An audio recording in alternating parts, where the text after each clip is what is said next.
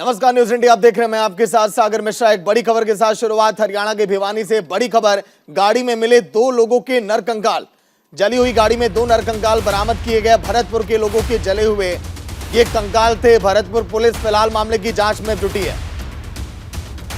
गाड़ी में 2 लोगों के कंकाल मिले। देखिए गाड़ी किस तरह से जल चुकी है। पुलिस मामले की जांच में जुटी और पाया यह गया कि ये 2 जो लोग हैं ये भरतपुर के हैं। भरतपुर के लोगों के जले हुए कंकाल मिले। पुलिस आगे की तफ्तीश में भी जुटी हुई है कि आखिर ये कैसे हुआ, क्योंकि देखिए बीच जंगल में ये गाड़ी ये देखी गई जहां पर ये नर कंकाल मिला। उसके बाद इसे बरामद किया गया। 2 लोगों के कंकाल बरामद किए गए। देखिए टीमें भी जांच में जुटी हैं कि आखिर ये पूरा मामला क्या है। देखिए तस्वीरें हम आपको दिखा रहे हैं भिवानी की, यहाँ पर देर रात पुलिस की टीमें भी जांच में जुटी रही। फिर उसके बाद तमाम अधिकारी भी वहां पर पहुंचे, क्योंकि गाड़ी जो है पूरी तरह से जलकर राख हो चुकी है। लेकिन वजह क्या, इसके पीछे आग आखिर लगी कैसे, या फिर मामला कुछ और।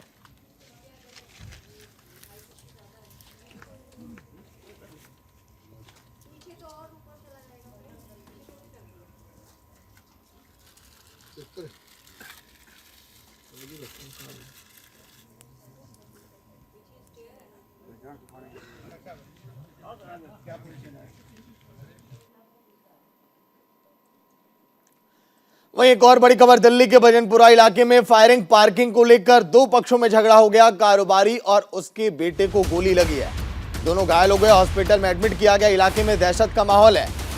पार्किंग को लेकर विवाद इतना बढ़ा कि गोली तक चल गई। 2 पक्षों में झगड़ा। फिर उसके बाद जो कारोबारी था और फिर साथ में उनका बेटा भी मौजूद था, दोनों को गोली लगी है। हॉस्पिटल में एडमिट किया गया है। दोनों घायलों को हॉस्पिटल में एडमिट किया गया। लेकिन देखिए कितने बुलंद हैं इन अपराधियों के हौसले, जो छोटी छोटी बातों पर इस समय गोली तक चला दे रहे हैं। पार्किंग को लेकर विवाद, फिर उसके बाद फायरिंग तक कर दी गई और दोनों पक्षों में झगड़ा इतना बढ़ा कि कारोबारी और बेटे को गोली लगी। और गोली लगने के बाद जब देखा गया कि हालत इनकी ज्यादा खराब हो रही है तो हॉस्पिटल में एडमिट किया गया, जहां पर इलाज अभी जारी है।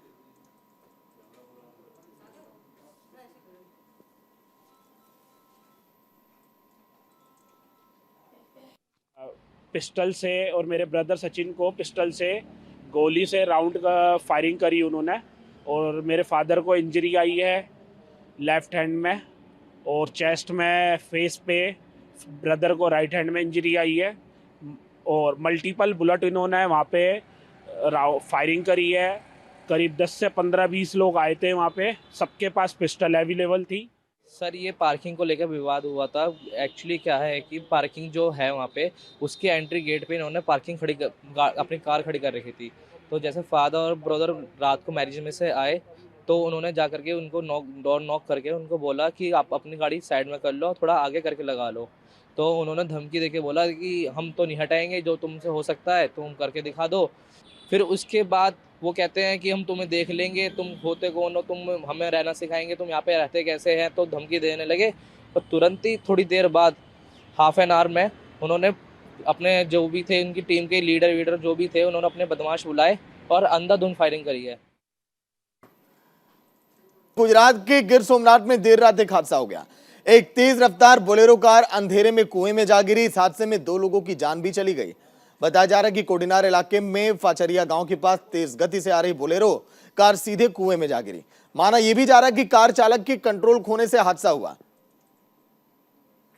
तो हादसे में 2 लोगों की मौत। देखिए देर रात कुएं में जाकर ये बोलेरो गिर गई।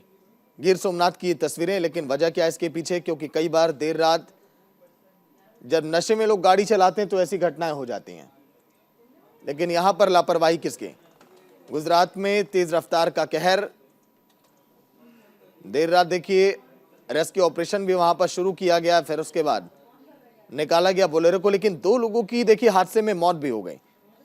कुआं काफी गहरा था।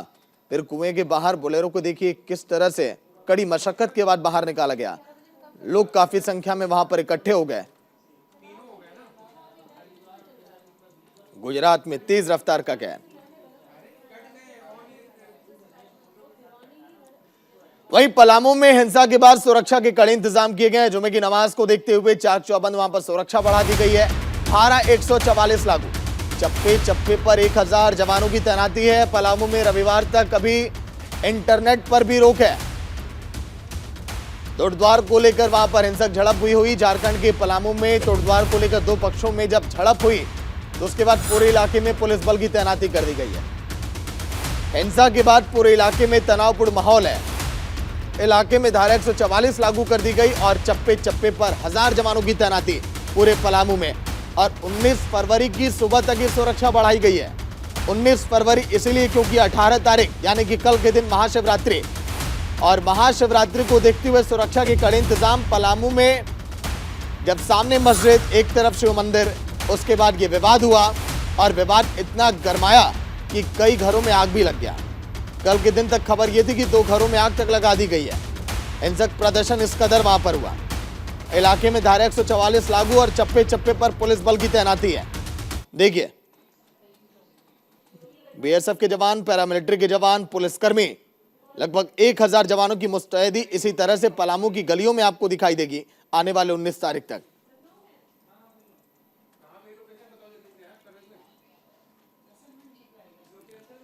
वहीं एक और बड़ी खबर, महाराष्ट्र के नए राज्यपाल आज मुंबई पहुंचेंगे। कल दोपहर रमेश बैस लेंगे राज्यपाल की शपथ। झारखंड के राज्यपाल के तौर पर थे कार्यरत भगत सिंह कोश्यारी ने इस्तीफे की पेशकश की थी। आपको याद होगा जब उन्होंने पत्र लिखा था। राष्ट्रपति ने किया कोश्यारी का इस्तीफा स्वीकार। स्वीकार करने के बाद रमेश बैस अब जिम्मेदारी संभालेंगे राज्यपाल की। अब महाराष्ट्र में भगत सिंह कोश्यारी ने इस्तीफे की पेशकश की थी। इन्होंने कहा था कि कुछ दिन तक अब राजनीति से आराम चाहता हूं। हालांकि अपने बयानों को लेकर भी कोश्यारी जी सुर्खियों में रहते हैं। कई लोगों का यह भी कहना था कि कोश्यारी जी हो सकता है कि खुद को बचाने के लिए ऐसा कर रहे हो, लेकिन उन्होंने दरकिनार किया इन तमाम बातों से और कहा कि नहीं, मैंने मन बनाया कुछ दिन तक दूर रहने का। और उन्होंने जब पत्र लिखा तो राष्ट्रपति ने इस्तीफा स्वीकार किया और रमेश बैस को जिम्मेदारी अब दी गई है। झारखंड के राज्यपाल के तौर पर ये कार्यरत है।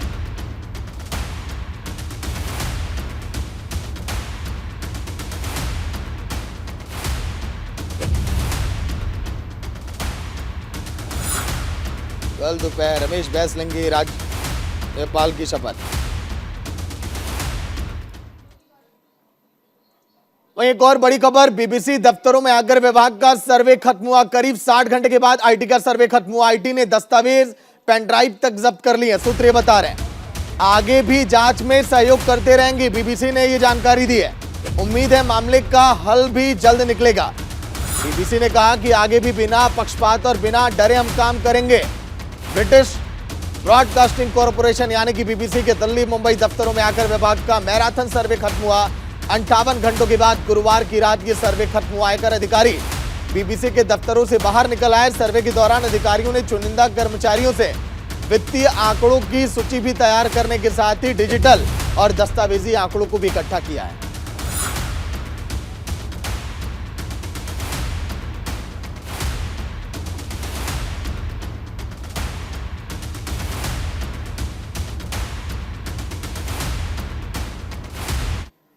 तो चलिए, अब चीनी उद्योग के 120 साल पूरे होने पर एक कार्यक्रम का आयोजन किया जा रहा है, जहां पर सीएम योगी आदित्यनाथ इस समय पहुंचे हुए हैं। तस्वीरें हम आपको दिखा रहे हैं। तो लखनऊ से सीएम योगी आदित्यनाथ चीनी उद्योग के 120 साल पूरे होने पर कार्यक्रम का आयोजन।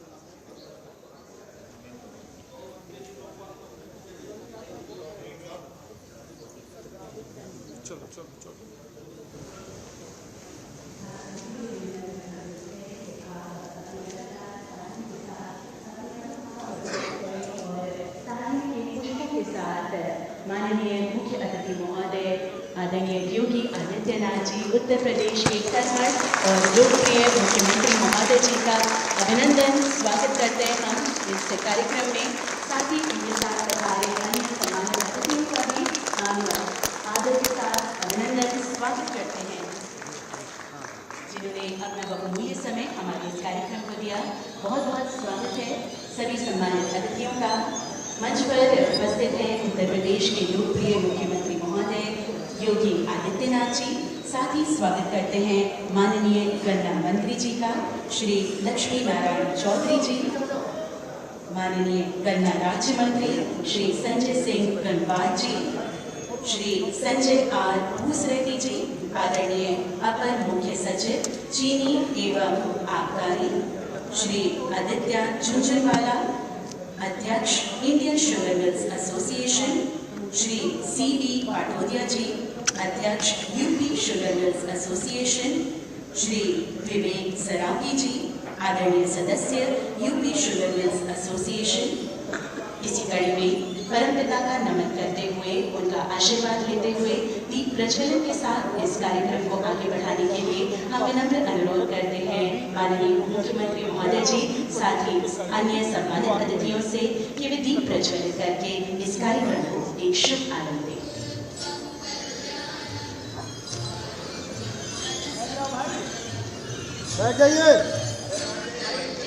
तो फिलहाल सीएम योगी आदित्यनाथ दीप प्रज्वलित कर रहे हैं 120 साल हुए चीनी उद्योग को। उत्तर प्रदेश की अगर बात करें तो चीनी के उद्योग में लगभग 120 बड़ी मिलें हैं जो 1 लाख टन की चीनी का उत्पादन करती हैं यूपी के अंदर।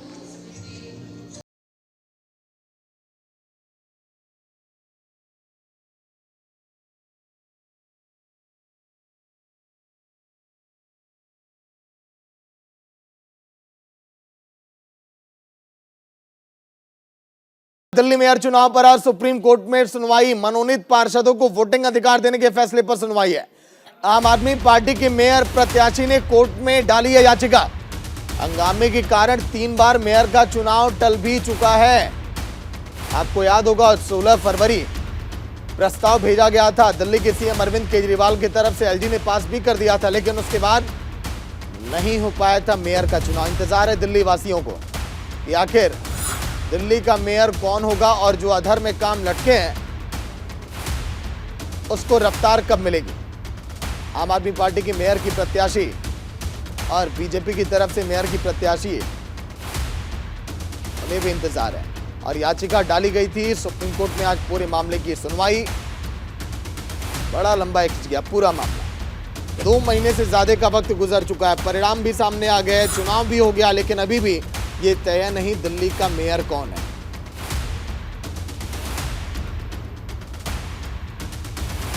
आम आदमी पार्टी के मेयर प्रत्याशी ने कोर्ट में याचिका डाली है। आज सुनवाई। हंगामे के कारण मेयर का चुनाव जो है टल चुका है।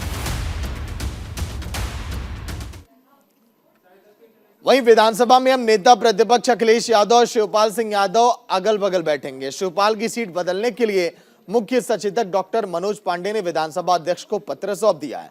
विधानसभा ने अभी तक नेता प्रतिपक्ष अखिलेश यादव के बगल में पूर्व मंत्री अवधेश प्रसाद वहां पर बैठते थे।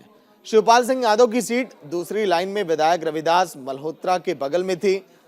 मुख्य सचेतक डॉक्टर मनोज पांडे ने बताया कि आजम खान की सीट अवधेश प्रसाद और नेता प्रतिपक्ष अखिलेश यादव के बगल वाली अवधेश प्रसाद की सीट को शिवपाल सिंह यादव को अलॉट करने के लिए विधानसभा अध्यक्ष को पत्र भेज दिया गया है।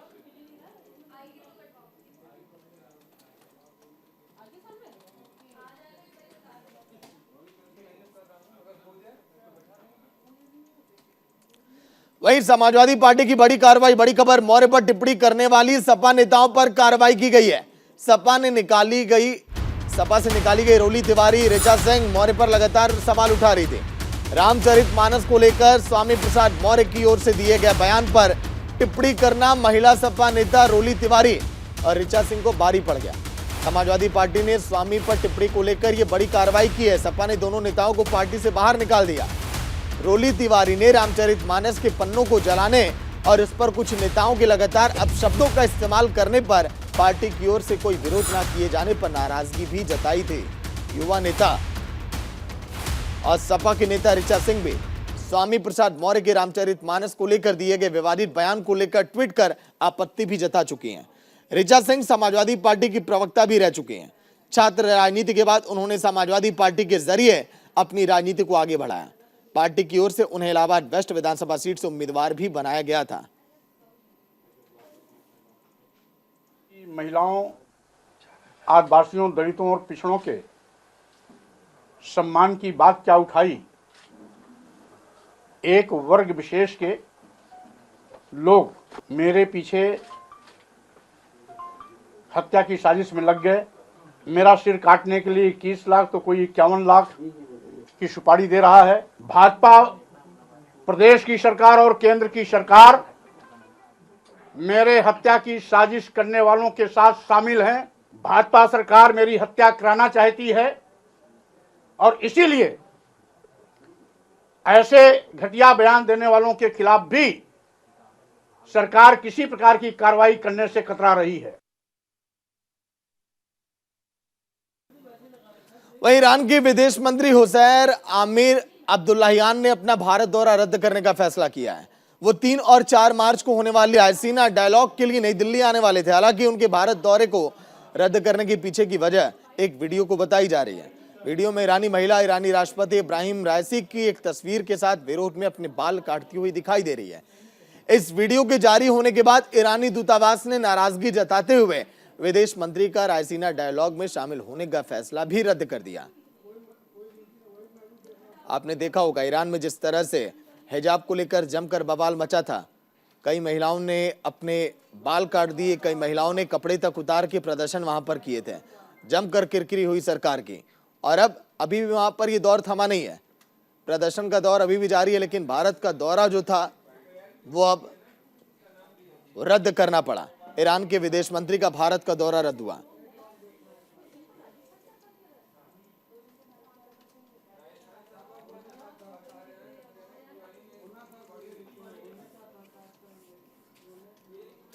देश के 12 ज्योतिर्लिंगों में से एक महाकालेश्वर की नगरी उज्जैन में इस बार महाशिवरात्रि के मौके पर दीपावली जैसा नजारा देखने को मिलेगा। दरअसल इस बार उज्जैन में शिवरात्रि के मौके पर 21 लाख दीप प्रज्वलित किए जाएंगे। गिनीज वर्ल्ड रिकॉर्ड बनाया जाएगा। इससे पहले भी उज्जैन में साल 2022 में महाशिवरात्रि पर 11,71,078 दिए प्रज्वलित करने का विश्व रिकॉर्ड बनाया गया। सीएम शिवराज सिंह चौहान ने अधिकारियों के साथ आयोजन की तैयारियों की समीक्षा भी की है। जो लोग उज्जैन के रहने वाले हैं उनके चेहरे पर खुशी आ जाती है इन तस्वीरों को देखकर। महाशिवरात्रि पर देखिए तैयारियां जोरों पर, रोशन होगी उज्जैन की नगरी। दूर दराज से लोग यहां पर महाकालेश्वर के दर्शन करने के लिए पहुंचते हैं, क्योंकि एक अलग ही एहसास, अलग ही भक्ति, अलग ही नजारा और मनोरम दृश्य यहां का देखकर सब कोई अपनी आंखों में उन तस्वीरों को समेटना चाहता है। देखिए, हालांकि सिक्योरिटी के लिहाज से भी वहां पर अब बहुत कड़े इंतजाम रहते हैं।